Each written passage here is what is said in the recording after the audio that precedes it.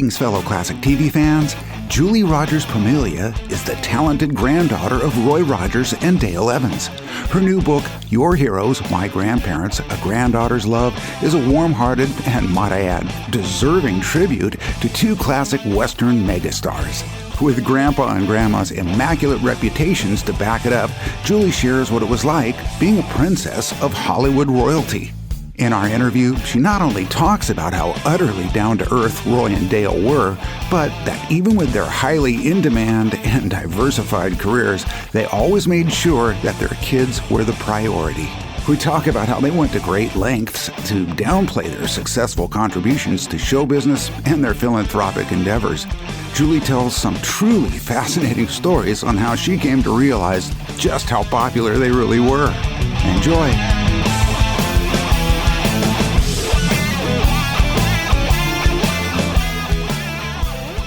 Ladies and gentlemen, please welcome to the podcast the super talented, because she has it in her veins, Julie Rogers Pomilia. Julie! Hi, I'm so happy to be here. Well, I'm so glad that you are here. Have you noticed, I'm picking up with a lot of interviews that the first thing everybody starts talking about is the weather? Oh, yeah, well, and that's happened to me a lot lately because of my phone service. So hopefully we stay on a strong connection here. I feel good about it.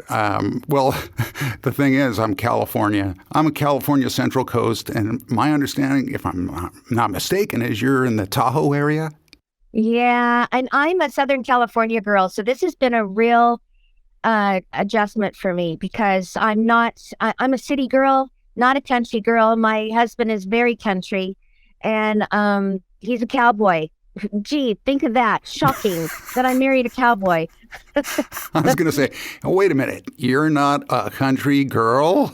No, I am not. And my husband actually had to teach me how to ride a horse. He said, I can't believe that I am teaching Roy Rogers' granddaughter how to ride a horse. I said, well, he stuck us on trigger and we rode around the arena, but that's not riding. I mean, I didn't know how to ride till I learned from him and I started riding in the Rose Parade. Well, and that's wonderful. As a matter of fact, I was looking at your picture on the cover of this wonderful book that is out, Your Heroes, My Grandparents, and we know we're talking about Roy Rogers and Dale Evans, but there's a picture of you on what looks like, and it looks like a recent picture or current. Yes, it is. On Trigger. Yep. That's another shocker that we have Palominos. That's my horse. Okay. I was thinking. No, Trigger would have been 100 or something if that were a recent picture. Right. Yeah. Oh, well, correct me if I'm wrong, but the actual Trigger is preserved? Yes. Oh, you said that really well. Most people say, is Trigger really stuffed? And I always laugh because Grandpa used to hate that when people said, he's not stuffed, he's mounted or he's, preserved. And Gene Autry gave him a bad time too. His friend Gene would say, why in the world would you spend that amount of money to preserve a horse? Just put him in the ground.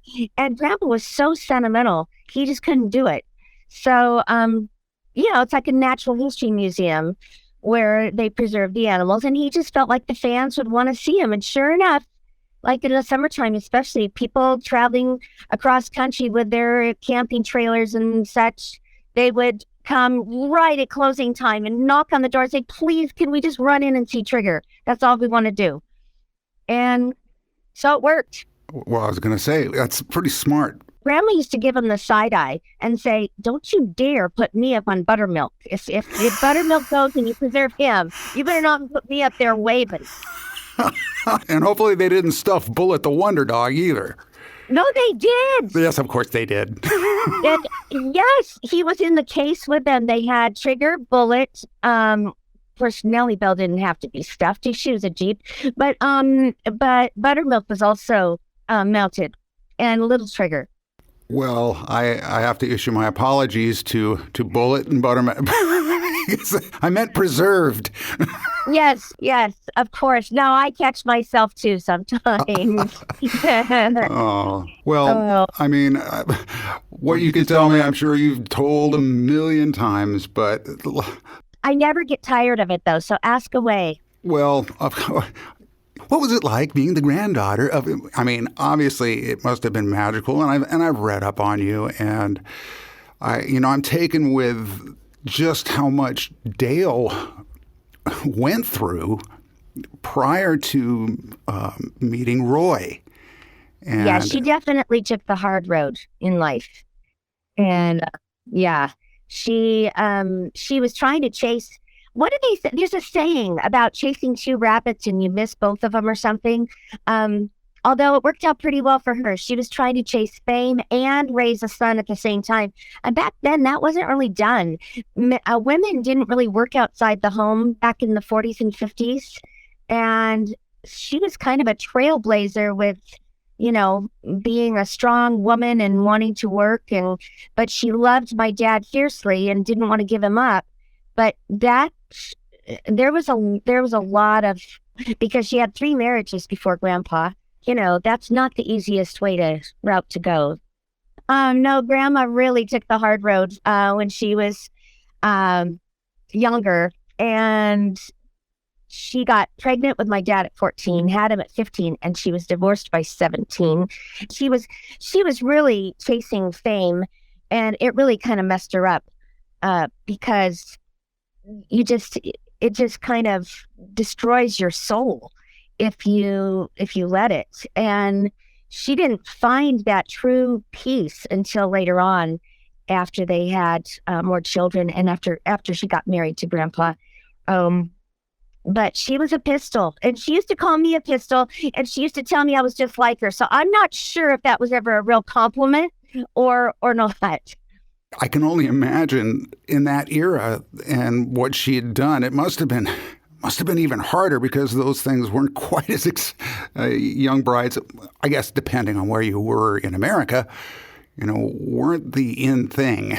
Right. No, she was a trailblazer, and most women didn't work outside the home. She was very much a working young woman, and that was not really in style back then. And so, she kept pushing at it. She was a secretary. She sung radio at night. And it wasn't until she actually met up with Ray Bolger, who had just finished doing his Scarecrow stint on Wizard of Oz. And somebody in the audience was from CBS affiliate radio there and gave her a job. And then from there, she got noticed in Hollywood to screen test with Fred Astaire for Holiday Inn.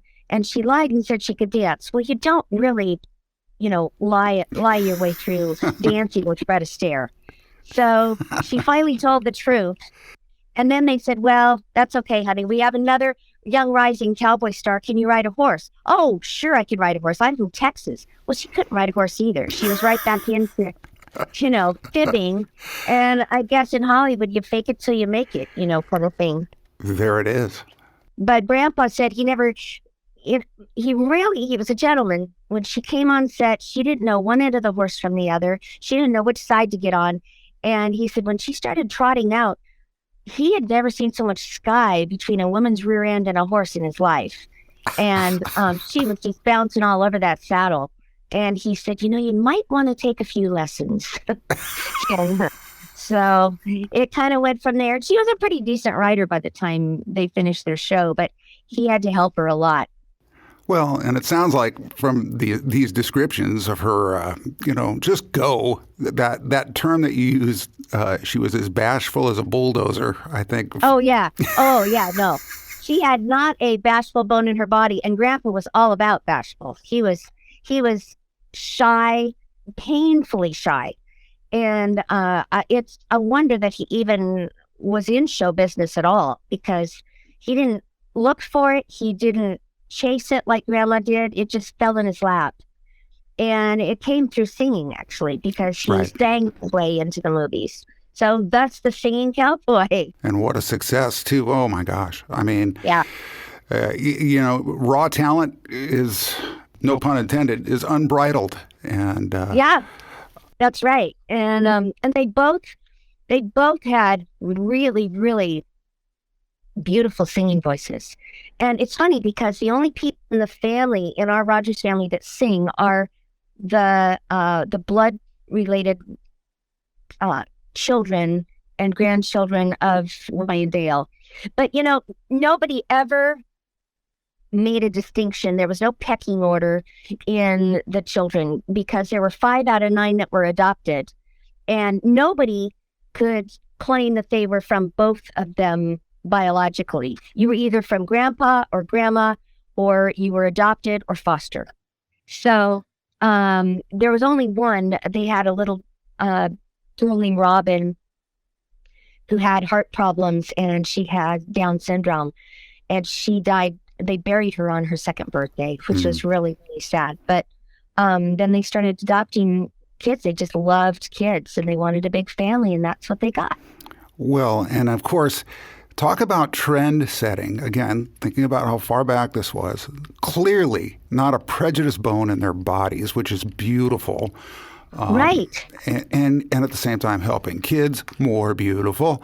And I they were so inclusive because they didn't set out to adopt different nationalities. It just happened because they just connected and they felt it, and they loved these kids. And so I have one aunt that is Native American. I had another aunt that was Korean, from Korea, and then another aunt that was from Scotland, and then another uncle that had mild brain damage because his parents had beaten him and deserted him when he was young. So he was in an abused home, a home for abused children. And they said, what's going to happen to a little guy like that? So, anyway, it was a wonderful family. Well, it sounds like true American heroes, to coin a phrase. Yeah. I mean, they were really who they were on and off screen. They were not different people. They were just playing themselves when they were on screen. And it was a different day back then. I look at those old movies now and they're kind of corny, but that was the acting back then. That's what they did. And every time they ride a horse, for some reason they always sped it up. And it looks like they're racing across the screen, and they're not really going as fast as that. I don't know why that had to happen. Yeah, and it was pretty obvious too. But of course, yeah, But it was just so nostalgic, and I just love. Sometimes when I'm channel surfing and I'm looking around, just wanting to just watch something, and I see Grandpa's on, I'll put it on and put either one of his movies or the Roy Rogers show on. And it's nostalgic for me because that was my normal. That's whatever you grow up with is normal to you. And so people say, what was it like growing up with Roy and Dale? I just thought everybody's grandpa had a TV show, and that was the normal thing to do. So. And so at one point or other, though, you realized, hey, wait a minute. Well, yeah, but you know what? It's interesting because that concept came from outside the family. I was in 2nd grade, and my teacher called me up to the desk and said, Julie, do you know who this is? And she was acting all weird. And I thought, well, yeah, that's my grandpa. And she made such a big deal about it that day that I went home and asked my parents a lot of questions because I couldn't figure out why that was a big deal that he was on that cover, or why she even knew him or cared or any of that.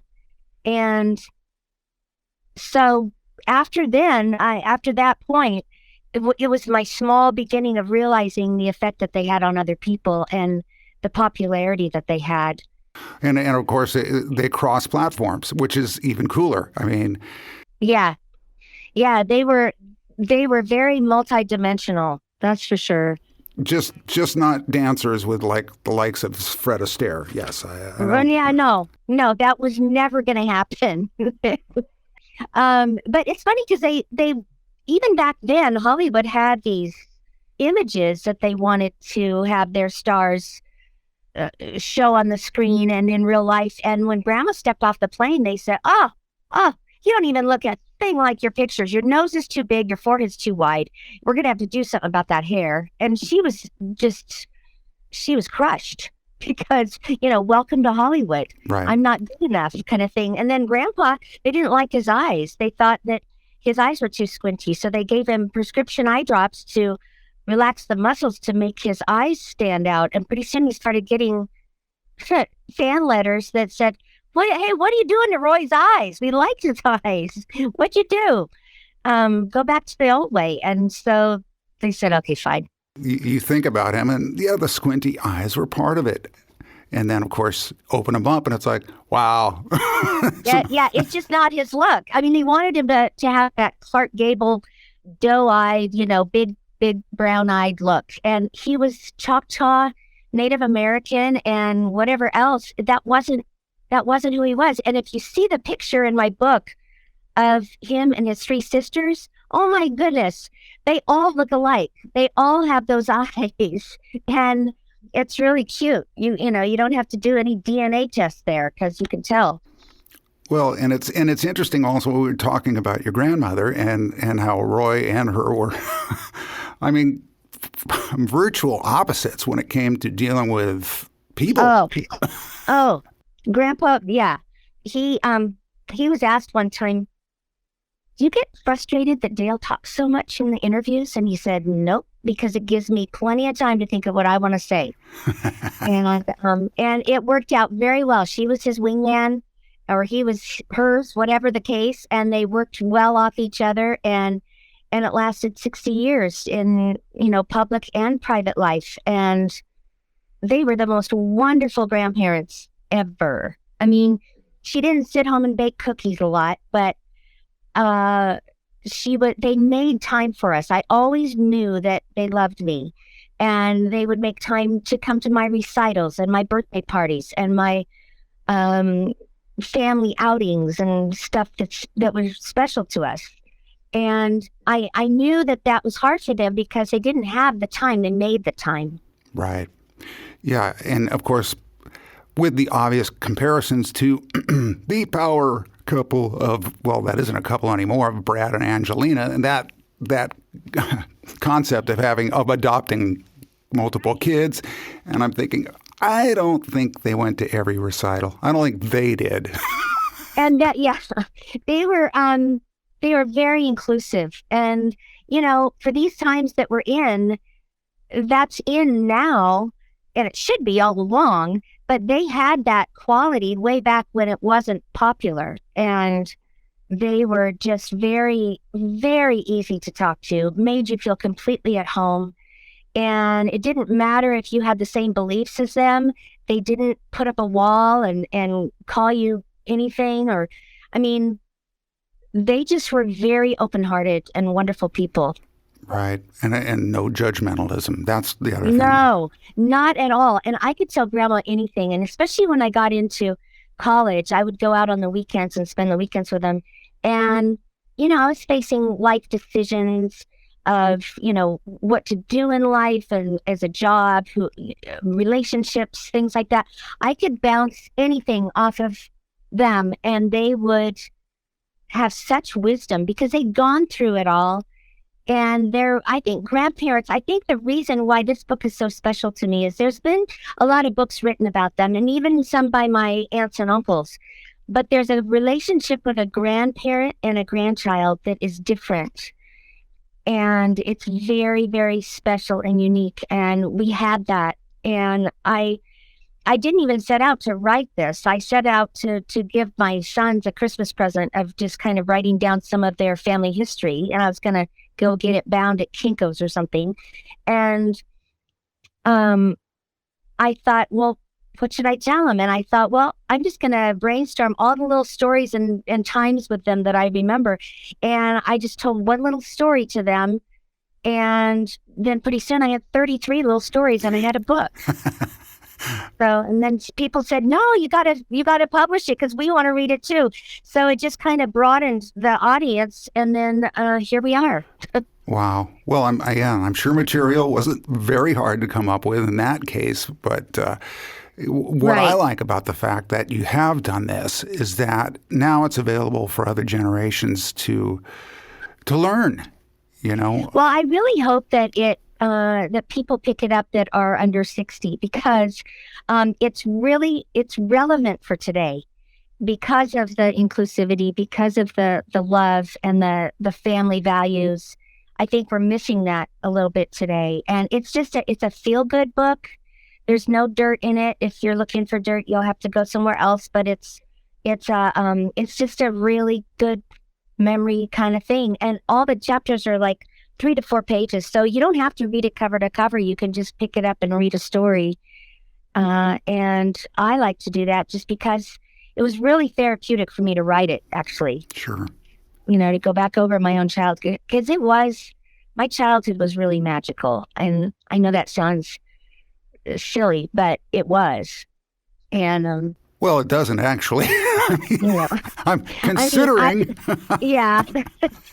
It was really fun. But like I said, I thought everybody was having all that fun. And when you get into therapy as an adult, you realize not everybody, had that. Well, and you also realize that there are some dysfunctional parts of your family, from time to time. And, there's always stuff to work on. But boy, I have very little to complain about. Well, it sounds like they never backed you into a corner and said, "Do you know how lucky you are?" No, they never, ever treated themselves like they were somebody that needed to be treated specially. And I didn't know who was famous and who wasn't because they treated everyone with the same respect. And people would come in and out of the house. I didn't know a Clark Gable from a neighbor or, or a president from a congressman. Yes, they could be at the White House one weekend and then staying in the White House with the president. They knew several of the presidents. And then the next weekend they could be on the floor with me in my living room playing Old Maid with me. Geez, what's the difference, really? I know, there's really none at all. They just adapted so easily back and forth. It was like they went in and out of celebrity very seamlessly and made it look like it was easy. And sometimes they would pull us into their spotlight. And we got used to people pointing and staring and whispering and, but I always knew that it wasn't me. It was they were looking at Grandma and Grandpa. So Right. there's no fear of me ever thinking, that I'm the star. I'm just representing somebody or two people that people really, really respected and loved. And I take it very seriously. So when I'm asked to Western festivals, I go and I talk to people. I used to sing. I just kind of talk now. Yeah. Well, I mean, look, they deserve this. That's the fact, and I'm sure they would. Well, I'm positive they'd be very proud that you did this for them. You know what? The stories that are in the book are stories that we sat around their bedside in their last days. We were with them when they passed, both of them, my sisters and I, and they were the same stories that we laughed about and got real teary about and just sentimental and all of that that we talked about with them. So they know these stories in the book already, and I'm just getting them out there for other people to see. Well, that's wonderful. That's wonderful. I mean, everybody should know the song "Happy Trails." That's all there is to it. And I would say that a large portion of the American public, as soon as you hear the bum-ba-dee-da, bum-ba-dee-da. Oh, yeah. Yeah, you can tell what's coming. I knew that song from the get-go because Grandpa would hum it and whistle it around the house. But I didn't know she wrote that. I didn't know Grandma wrote that. So I was in college. And I was in my dorm room doing my homework, and I was listening to the radio, and I heard her name pop out. So I turned it up to see what they were talking about. And they said, yeah, Dale Evans wrote that iconic song, Happy Trails. And I said, are you kidding me? No one ever told me that. And I went to the phone. I said, Grandma, you wrote that? And she said, bro, what? I said, Happy Trails. She said, well, yeah.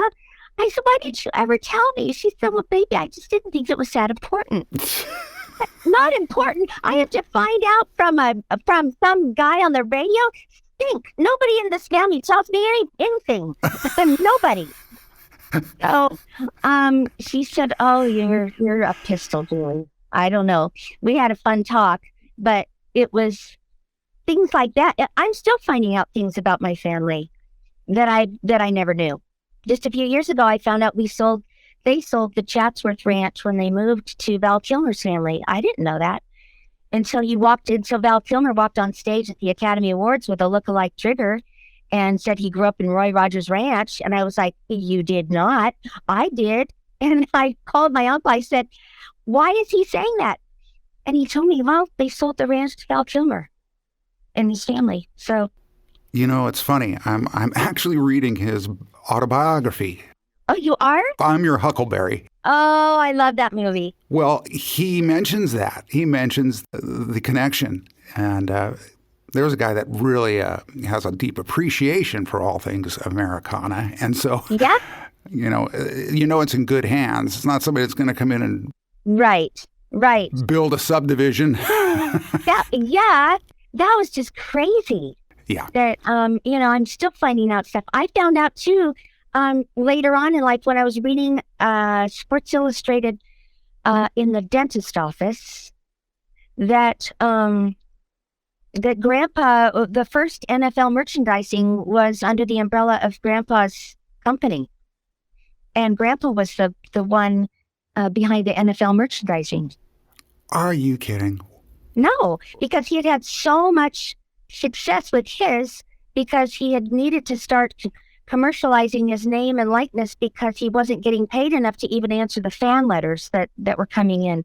So he thought, I better do, something else to make some money. And eventually the merchandising part took over. It made way more money than his movies did. Well, and he had, at one time, Walt Disney was the only one with as much or some more merchandise than Grandpa. He was right up there with Walt Disney. Wow. Oh, I was going to say, poor Walt. That singing cowboy is at it again.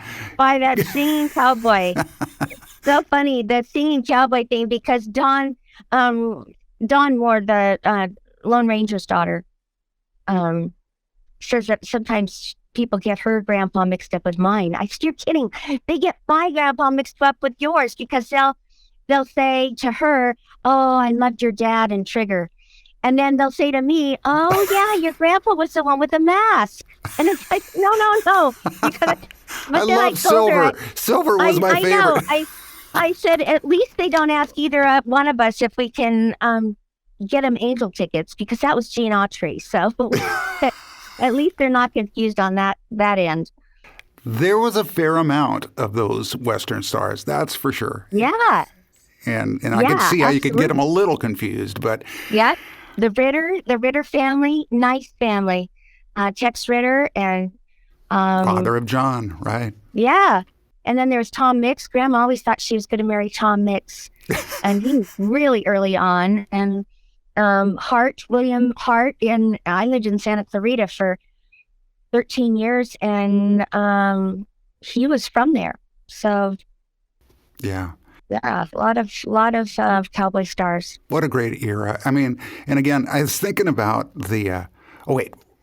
Let me backtrack. One more thing I wanted to say about Happy Trails, and I'm sure you're aware of this. Just maybe. No, I know you are. But let's find out. What? What am I aware of or not aware of? Being a Generation X boomer, I'm right on the cusp. I was a big fan of Van Halen. Oh, yeah. You know where I'm going with this? Yeah, I do. Because he used to sing that, or They used to sing it at the end of their concerts. At the end of their concerts. A cappella. I know. I just think that's the coolest thing. If you look up all the trivia facts, in fact, that's in my book too. There's 10 trivia facts about the song Happy Trails and how many people have sung it or used it. It's very interesting. Well, they did a great job too. I mean, they really they did the barbershop quartet version. Yes. They were amazing. They took it serious. I know. I love that. I love that because it's such a contrast, the end of their concert. Yeah. I love it. Well, and again, that's just goes to show it's timeless, as Yeah. are they. Right. And that's what's so wonderful about the book.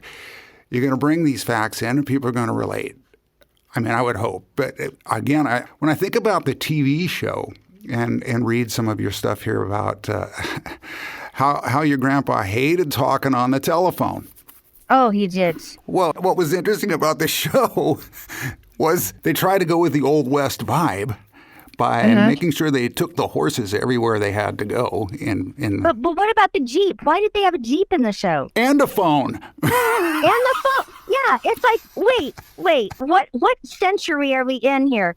It was a very interesting, contrast in that show. Setting. It's the Old West, but we're going to modernize it a little bit. And just a little bit. Sorry, Roy, but you got to talk on the phone. You got to talk on the phone. And of course he hated that. I would make a game every time I called the house. If he happened to answer the phone, which wasn't very often, he would answer it. And I would look at my watch and see how many minutes I could keep him on the phone before he said, okay, well, I'll go get Ma now. Because he was so cute. He just wasn't a small talker. Right. And that just wasn't his deal. I mean, the executives at Republic wanted him to go to parties, and he just wasn't good at that, to get his name out. And he finally said, can I take a guest or a friend with me? They said, sure, whatever it takes, just go. And so he took a hunting buddy, and they sat on the couch all night and talked about coon hunting all night at this Hollywood party. And they said, after that, they said, yeah, never mind. Don't go. Don't go. Yeah. Did I ever tell you about the time I stuffed Trigger? Yeah, really. Some of those conversations on that couch must have been pretty interesting. He wasn't even sick. I just thought. No, I mean, he just, Grandpa was never, well, I guess he was meant to be famous, but he never appeared like it and never chased it. Oh. Right, which of course just endears him to more people. More people want to be around him, and he hates that. Yeah. It's like maybe it should have been, maybe a little conceit might have been good for him. I know. Well, he loved people if he could be talking about something he knew. Like if he could talk about hunting or dogs or horses or children or charity causes, because they were really big into charities after they had Robin, and they really had a heart for kids. So when he was talking about something that he loved, he was fine. But just to do party talk and, sandwiches, that just wasn't him.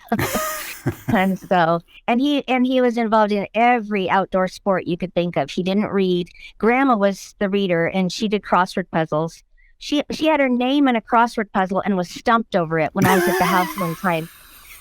And all of a sudden, she just hollers out, "Oh, my stars, it's me. It's Dale Evans, D-A-L-E-D." And I'm like, "Oh, Grandma, you're one of a kind. You're stumped over your own name." She must have said, now I know I've made it. I'm in a crossword puzzle. I'm in a crossword puzzle. There you go. If this isn't fame, what is? Yeah. Oh, that's just wonderful. Oh, I love hearing this stuff. So the book, we want to send people to where they can get this book. Can you tell us, is it a website or is it available on Amazon? Or I have a website up, but nothing's on it yet. So keep checking back. It's Julie Rogers Pomilia info at julierogerspomilia.com. But, and that should be coming up this week. I'm having somebody help me with that. But otherwise, it's out on Amazon. Great. On both hardback and softcover. And it's also on Barnes & Noble website. So it's out there and ready to be picked up. And it's, my Uncle Dusty wrote me a sweet little note in the front of it to Cabbage. He calls me Cabbage. And nobody really knows why. Either one of us don't know why, but it works. And yeah, and Mike Carroll has been wonderful to me too. with, because both of them are pretty high profile with the family, going out and representing the family. And they've both been very encouraging, as well as my Aunt Dodie. And I do festivals with her. So wonderful. Well, of course, I will be leaving links to all of this in the description on this podcast. There is a rumor. I want to see if you can help me confirm it or not. And maybe it's too premature, and you say, I don't really want to go there, and we can edit that out. But okay. Talks of having the audio version done, and I just so happen to be friends with this gal. You might know her. She played Sissy on Family Affair. And oh my gosh, Kathy! You know Kathy? Yes, and I also know this guy named Derek Zemrak. Oh my gosh, both of those. And no, I don't know him personally, but yeah. Well, I saw that you were at her event down there in Orinda for her independent film. And I was thinking, how ironic. I'm going to interview her. And I let Kathy know. And she was like, oh, I got something going on with her, I think. But she didn't really say it. And I was like, well, you don't want to say anything unless it's actually going to happen. Unless it's, No, we're friends. We're good friends from about, I don't know, I met her about 6 or 7 years ago when she was a guest at our Roy Rogers Festival. And we just clicked. And she's been very helpful to me, as well as just a good friend. Yes. And she knows all that stuff about audio for sure. All of her voiceovers and her things that she's read. So I have a few questions for her. Yeah. Oh, she's a master. She's a master at that. And it's ironic that I met her about 6 or 7 years ago. And we hit it off. And she has just been so helpful to me. She's so helpful to anyone and everyone that she can help. But I have my nickname for her. I call her the Energizer Bunny. She has more energy than I have, and she's older than I am. I mean, I don't understand it. She just goes and goes and goes and goes. Well, so there you go. There's my nickname. It just keeps going and going. Yes.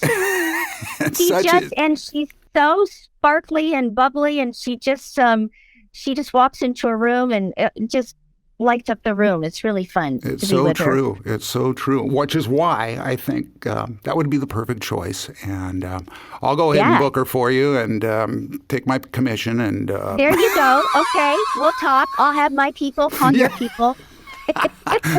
But no phone calls. I don't like talking on the phone. I know you. Okay, all right. Well, I'm used to those kinds of people. Oh, well, that would be wonderful. I think that would be a great addition. And either way, I know the book is wonderful, and I definitely recommend everybody listening to pick this up because it is American history. You know, it just is. And lighthearted, uplifting, all the stuff we need. Yeah. Well, I felt that, and my friends that have read it have felt that. We just need a little bit of, hope and a little bit of positive stuff out there right now. We need a lot, actually. Yeah. Yeah. You're right. But enough about the snow melting and flooding everything. Enough about that. And there's, what my husband loves about the book is that there's a lot of pictures. In fact, I had too many. I had 125 pictures that didn't make the cut. So maybe my next book will be a coffee table book and just full of pictures. There you go. With captions. Oh, yeah. A companion book, I think is what they call it. Oh, yeah. Wouldn't that be great? Yeah. Wow. So I encourage that. I love coffee table books. Definitely. Well, I think I just might do that. I started out wanting to do children's stories, and I have a children's story that I still have to find a children's publisher for. But this went ahead of that one because they said, this might be more, you might want to get this out there. Right. Before it gets too far away. Right. Well, so Julie, before we wrap up here, do you have any upcoming events or any appearances that you'd like to tell folks about? Or Well, I will be doing a book tour back in Ohio, around the Cincinnati area, where my publishers are wonderful publishers, Rob Lowe and Brinka. Rob Lowe? No, not that Rob. Not that Rob Lowe, okay. A different Rob. Sorry. But nonetheless, just critically acclaimed in his own right. And then I'll be at the Roy Rogers Festival in August. Yeah, I've been so busy with the book that I skipped the Santa Clarita Western Festival. Oh, I'll be at Lone Pine Film Festival in California in October. And that's a really good one. And that's where Grandpa and a lot of movies were made. He made movies there, and not just Westerns either, just a lot of things. Right. And so I'll be there with my book, and I'm always there every year. Good people there. So Wonderful. Yeah. Well, Julie, this has been a pleasure. Folks, seek her out. I hope so. So come find me. And come find the book. And buy the book. Yeah, that's right. I'd love to do all of that. I'm going to be this weekend in Genoa at the little festival here right in my town on the other side of Lake Tahoe. So I'll be there with my book there. So are you on the California or the Nevada side? I'm on the Nevada side. We moved to try to escape some of the crazy and also, the taxes. And it's a little easier over here. I wanted to ask you, did your grandparents frequent that area? I mean, obviously there's places to perform. Yes. And it's so strange to go back to all these places that I had no idea they were at when I was little. But now I'm finding out the places I frequent are the same places that they did. And that's really fun. Yeah. Wonderful. Yeah, just to make those connections. Yeah. It's fun to talk about. It sounds like you're just a chip off the old block, Julie. I mean, admirable and lovely and wonderful and all of the above. Well, I love to talk inside. I guess I do really go more after Grandma than Grandpa. Yeah, we're on the phone. Yeah. And he said, I think you might be the newest member of the Talkers Club, because Grandma was the president of the Talkers Club. And he said, I'm going to induct you into the Talkers Club because I think you've earned a spot. It's like, okay, Grandpa. I hope that's a compliment. I'm not sure. I would say it is, because then you can get your imprints right next to Trigger and that's right. Preserved. That's right. Poor Grandma. They never let him kiss her in the movies. It was always him kissing Trigger, because he'd get little letters from all the little boys saying, delete that mushy stuff out. We don't want to see you kissing our lady. So all he got to do was kiss her. So Grandma was like billed even after the horse. So that kind of burned her bunny a little bit. But yeah, I bet. Wow. But she was a good sport. She wrote a song about it. Well, of course. When all else fails. Write a song. Yeah, write a song. Trigger, this one's just for you. Just Happy for you, trails to you. Thank you. That's right. Absolutely. Oh, this has been wonderful, Julie. Thank you so much for your time. Yes, and thank you for taking the time to ask questions and talk to me about my family. It is my pleasure. So with that, we'll go ahead and wrap this up. And folks, like I said, I'll be leaving all the information that you need to find the book, find out about Julie's upcoming appearances, and all of the above in the description. So with that, thanks, Julie. Happy trails. There you have it, another retro TV radio podcast in the books. Be sure to search for Julie's book, Your Heroes, My Grandparents, A Granddaughter's Love, wherever books are sold. I'll also leave the Amazon link to the book and her soon-to-be-launched website address here in the episode's description. If you haven't already, please subscribe to this podcast and consider leaving me a positive rating and review. Until I get the third season scheduled, be sure to check in for Season 2 bonus episodes that I'm now adding. Join my social media community by visiting Golden Rage of TV on YouTube, Facebook, and Instagram, and on Twitter at Golden Rage of TV 1. This is your host, Pat McCormick, and thanks for listening to Retro TV Radio.